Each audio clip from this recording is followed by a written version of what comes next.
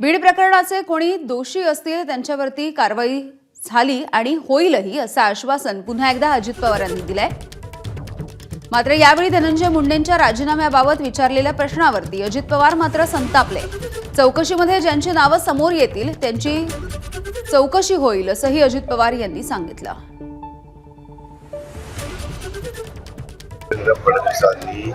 SIT त्याच्यामध्ये CID त्याच्यामध्ये न्यायालयीन चौकशी या 3 चौकशा लावलेल्या आहेत। कुणाचं काय गुन्हा असेल तक्रार असेल तर या 3 एजन्सीकडे जाऊन त्यांनी तक्रार करावी। त्यामध्ये कुणालाही पाठीशी घालण्याचं काम केलं जाणार नाही। सगळ्यांना कायदा आरोप झाले त्यावेळेस त्या नेत्यांनी मंत्र्यांनी राजीनामा देऊन बाजूला झाले, चौकशीला सामोरे गेले। तुम्ही त्यांना पाठीशी राहतात असं वाटत नाही? चौकशीला सामोरे गेलं, तुझी चौकशी केव्हा होईल? तुझं नाव आलं तर होईल ना। तुझं जर नाव नसेल तर चौकशी बळबळ तुझी करतील का रे? काय तुम्ही एबीपी माझा, उघडा डोळे बघा नीट।